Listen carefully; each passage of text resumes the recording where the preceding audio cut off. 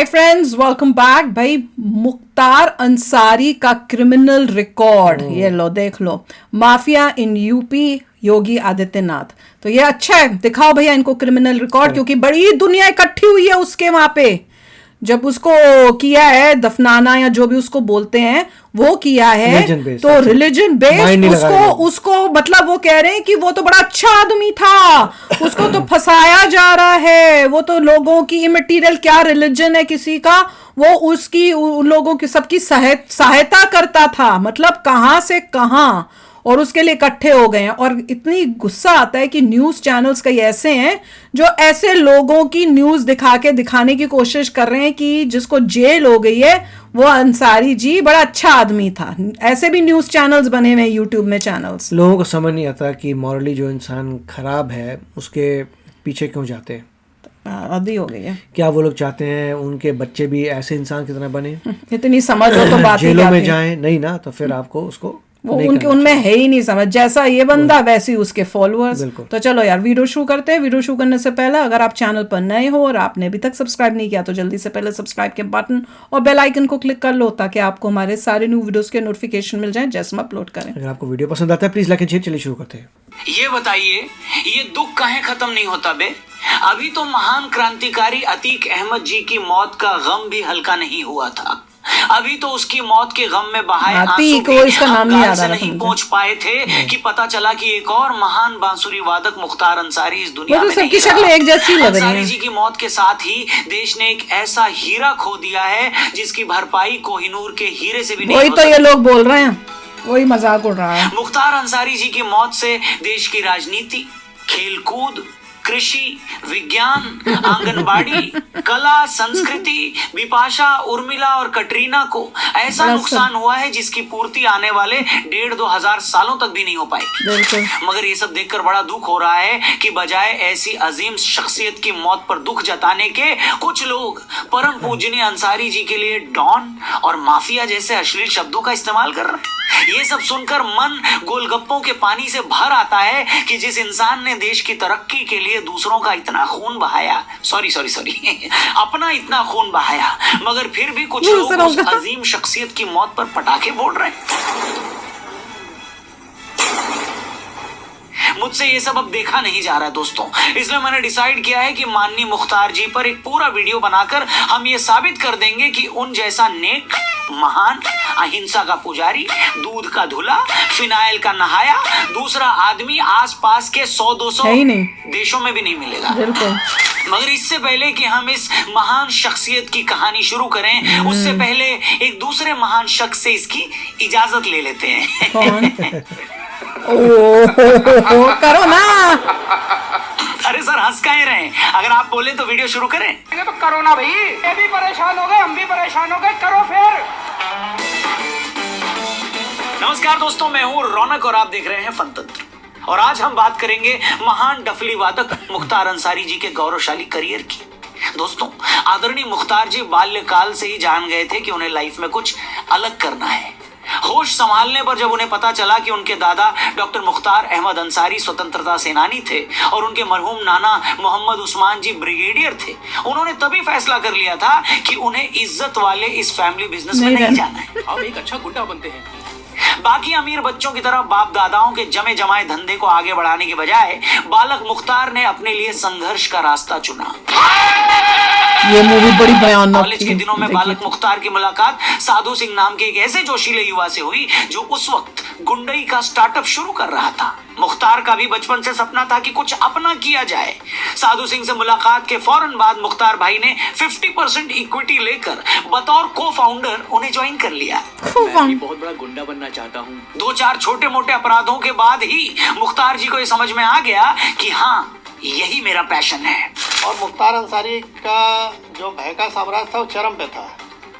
सुन लो। और सरकार द्वारा जब समर्थन ऐसे माफियाओं को हो जाए तो आप समझ सकते हैं। मैंने अभी आपसे कहा कि वो खुली जीप में मऊ दंगों में घूमता था, जहाँ कर्फ्यू लगा था, किसी की हिम्मत नहीं हुई उसके प्रति कुछ बोल दे। और एक बार जब उन्हें अपना पैशन मिला तो उसके बाद उन्होंने पीछे मुड़कर नहीं देखा। योगी जी के आने के बाद हुआ ना अच्छा काम। 70 के दशक तक पूर्वांचल में साहिब सिंह गैंग का काफी दबदबा था। ये लोग शराब से लेकर बाकी सरकारी ठेके हथिया लिया करते थे। मुख्तार नई सोच का युवा था। उसे लगता था कि इन सब ठेकों में हम यंग लोगों की भी, युवाओं की भी हिस्सेदारी होनी चाहिए। अपना यही हक पाने के लिए युवा मुख्तार ने अपना गैंग बना लिया। उस जमाने के बाकी युवाओं की तरह ताश खेलकर टाइम वेस्ट करने की बजाय ये लोग हत्या, लूट और अपहरण जैसे मेहनत वाले काम करके अपनी रोजी रोटी चलाने लगे। समाज में बढ़ती बेरोजगारी को देखकर मुख्तार अक्सर भावुक हो जाया करता था। उसे लगता था कि लूट और गुंडागर्दी पर देश के हर युवा का बराबर हक है। इसीलिए 80 के दशक के आखिर में वो अलग अलग इलाकों में हफ्ता वसूली की फ्रेंचाइजी बांटने लगा। अपने एरिया में जो फिरौती लेता था, बल्कि वाराणसी में फ्रेंचाइजियां खोली हुई थी। इस एरिया की फिरौती तुम ले लेना, इस एरिया की फिरौती तुम ले लेना। हालत ये थी।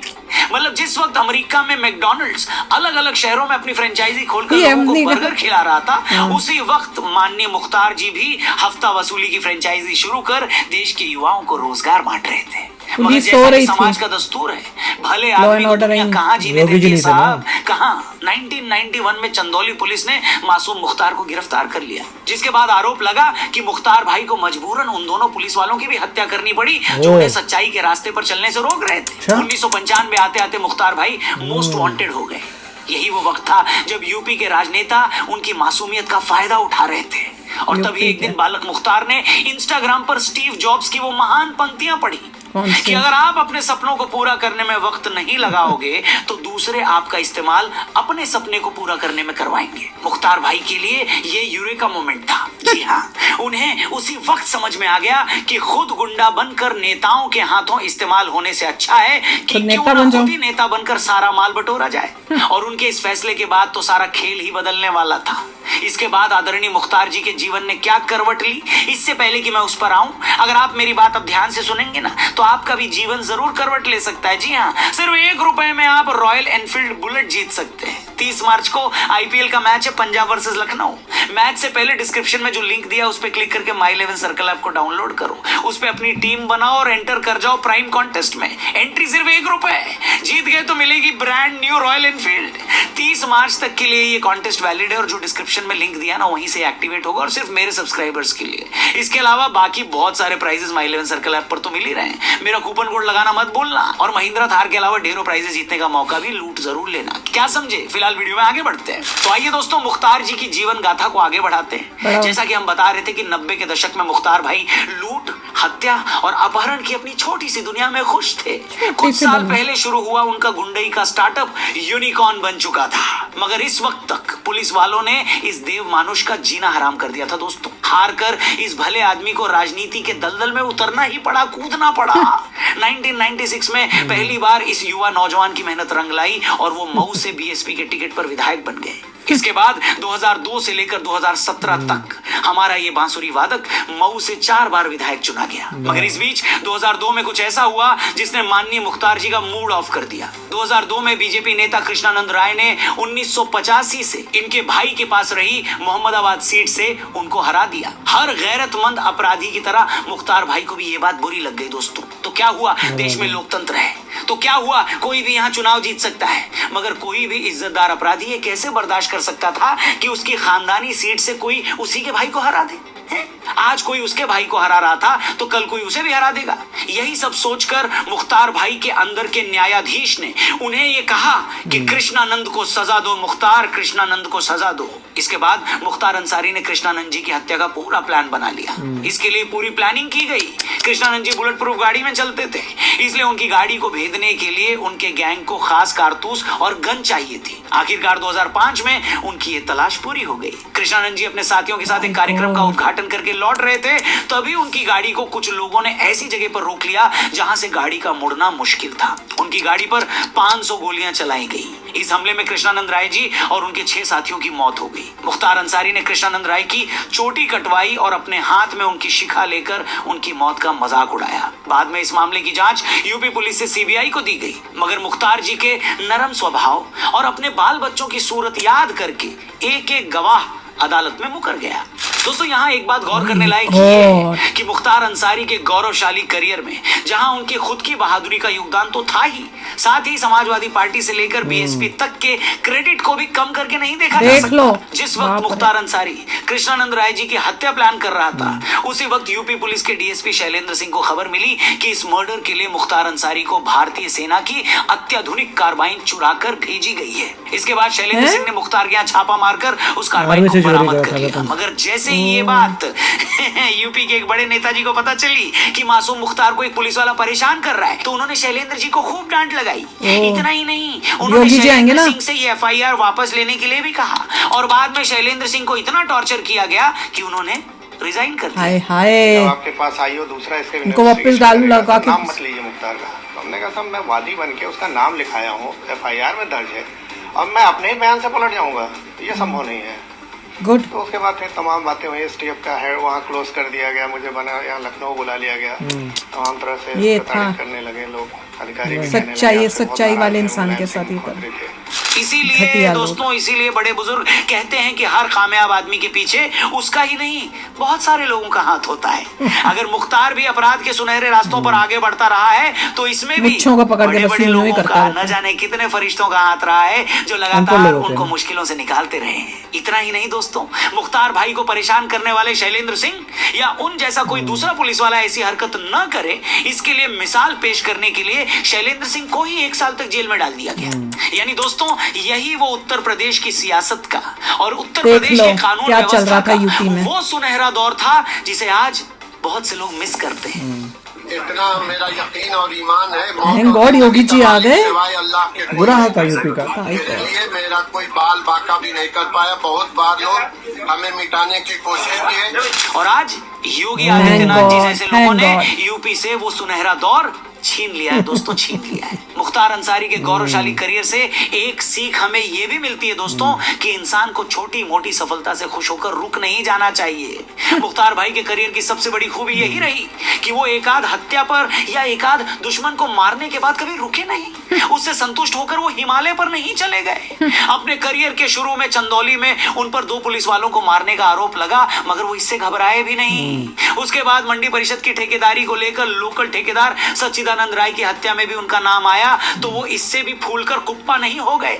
ऐसा नहीं है कि एक बार पुलिस वालों की हत्या में नाम आने पर वो खुश हो गए और उसके बाद 1996 में एएसपी उदय शंकर पर जानलेवा हमले में भी उनका नाम आया, मगर वो खुद को लगातार इंप्रूव कर रहे थे दोस्तों, इंप्रूव कर रहे थे। 1997 में पूर्वांचल के सबसे बड़े एंड कैसा हुआ वो भी तो देख लो। का क्रेडिट भी लोगों ने इनको दिया, मगर इनका बड़प्पन देखिए, उन्होंने खुद कभी आगे आकर ऐसी कोई डींग हाँकी नहीं। 2005 में कृष्णानंद राय की हत्या के बाद जो बवाल मचा था, अगर उनकी जगह कोई और होता तो ये लाइन ही छोड़ देता, मगर ये मैंने कहीं सुनी थी, पढ़ी थी। कृष्णानंद राय हत्या के मामले में एक गवाह शशिकांत राय की भी रहस्यमय हालत में मौत हो गई। अगस्त 2009 में ठेकेदार मन्ना सिंह के मर्डर में भी मुख्तार भाई का नाम आया।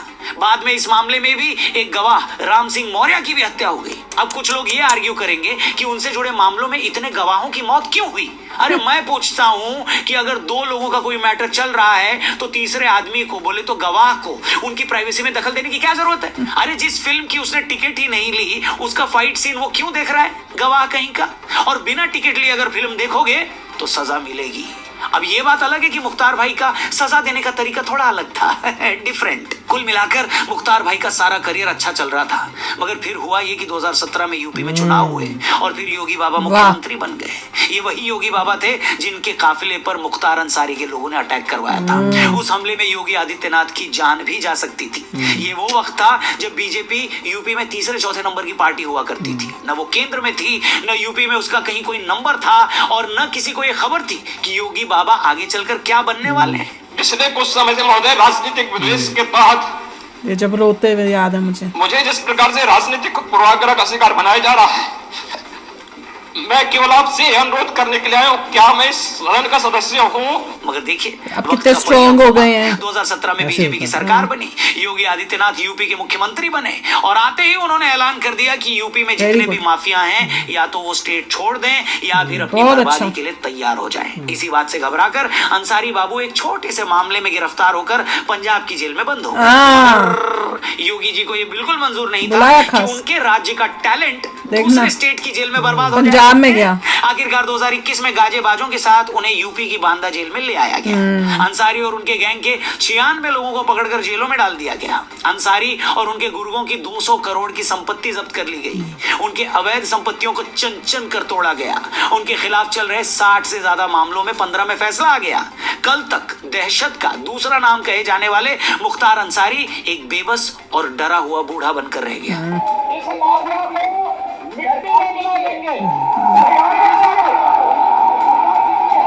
ऐसे लोग, बाप रे, यूपी का बुरा हाल था भैया, तो देख के रॉन्ग डायरेक्शन में जा रहा था। पिछले तो 6 जाना ही महीनों से बंदा डरे उसके जाने घर को वाले यूपी। लगातार ये इल्जाम लगा रहे थे कि जेल में अंसारी की मौत हो सकती है, उसे जहर दिया जा रहा है। मंगलवार को खबर आई कि तबीयत खराब होने के बाद उसे आईसीयू में भर्ती किया गया है और 28 मार्च की शाम पता लगा कि दिल का दौरा पड़ने से वो नहीं रहा।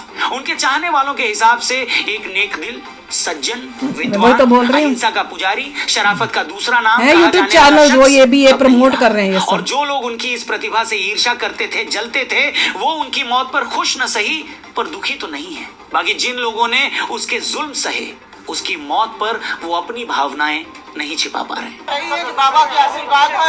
आज मैं हमेशा बाबा के दरबार में न्याय के लिए करती थी, आज न्याय मिला है हमको। बाकी आप ही बताइए दोस्तों कि अंसारी जी का जीवन परिचय जानने के बाद क्या आपको कोई शक रह गया है कि उन जैसी महान हस्ती विरले ही धरती पर पैदा होती है? खैर, इस मामले पर आपकी जो भी भावनाएं हो, कमेंट सेक्शन खुला हुआ है, उन भावनाओं को उड़ेल दीजिए। उड़ेल लो आप लोग अपनी भावना। मेरी तो शक्लों से भावना आपको दिख ही गई होगी, जिस तरह से इतना बड़ा क्रिमिनल। और मुझे तो इस बात पे देखिए, इस बुरी चीज को देख के योगी जी पे लगता है कि और रिस्पेक्ट बढ़ती है कि उन्होंने कैसे यूपी को जो है क्लीन किया। हो बाप रे, यूपी तो ये ऐसा सब देख के था। ठीक है, गुंडे मवाली ऐसा कर रहे थे, मगर योगी जी ने जिस तरीके से टैकल किया है, दैट्स अमेजिंग और बॉस। कर रहे हैं, अभी भी कर रहे हैं, अभी भी खत्म नहीं हुआ है। इतना गंद मचाया हुआ था कि इतना टाइम लग रहा है इनकी सफाई करने में। और मैं तो वो सोच के शौक रहती हूँ जो लोग इन लोगों के साथ हैं, मतलब पब्लिक जो इनके साथ पीछे चल रही है और उनका साथ दे रही है और उनको ऐसा दर्जा दिया है कि ऐसे लोग जब जेल में ऐसी उनकी दुर्दशा होती है और उनकी मृत्यु होती है तो उसको ऐसे कर रहे हैं, इकट्ठे होके उसका जिंदाबाद के नारे और पता नहीं क्या क्या लगा रहे हैं और उसको इस तरह से दिखा रहे हैं कि वो पता नहीं कितना ग्रेट आदमी था। तो वही उन्होंने रोस्ट करने के लिए अच्छे तरीका बनाया कि तुम इतना ग्रेट आदमी है, देख लो ये है ग्रेट आदमी और तुम उसका साथ दे रहे हो। अभी हमने न्यूज की तो थी कि कितनी दुनिया आई हुई थी और कैसे नारे लगा रही थी और वहां के उन्होंने पुलिस वालों ने बोला कि हमने सारा जो है वीडियो रिकॉर्डिंग कर ली है और जो नारे मार रहे थे सब कर रहे थे, एक एक ऊपर एक्शन होना भी चाहिए। और बहुत ही अच्छी बात है कि इनके ऊपर कर रहे हैं। देखिए, इसमें मॉरल ऑफ द स्टोरी है कि Yogi ji is great. Oh yes, BJP is great. Moral यही है, योगी जी इज ग्रेट और BJP is great, Modi ji is great, we need people like him. UP जो है बहुत ही प्यारा स्टेट बनने वाला है, बहुत ही जबरदस्त प्रोग्रेस करने वाला है। इट इज अमेजिंग कि उन्होंने इवेंचुअली यूपी के लोग जो है सही लीडर लेके आ गए सच्ची में, और अब सुधार हो रहा है और नजर आ रहा है कि एक से बढ़कर एक खूंखार जो पूरे गैंगस्टर्स थे उन सबको खत्म किया जा रहा है। अमेजिंग। कोई तो जाए ही ना, पैर ही ना रखे यूपी में अगर उस टाइम उस सिचुएशन में। अगर ऐसे लीडर और स्टेट्स को बन जाए तो उनका सबको चाहिए, हर एक स्टेट में इसी टाइप के लीडर होना चाहिए। बिल्कुल। तो चलो यार, आप भी शेयर करना अपने थॉट्स। चलते हैं, मिलेंगे नेक्स्ट वीडियो में बहुत ही जल्द। Till then take care and bye bye. तो अगर आप मेरे इस चैनल पे नए हो तो जल्दी से सब्सक्राइब के बटन को हिट करो और बेल आइकन को क्लिक करो ताकि आपको मेरा जब नया वीडियो मैं लगाऊं आपको उसके बारे में जल्दी से पता चल जाए।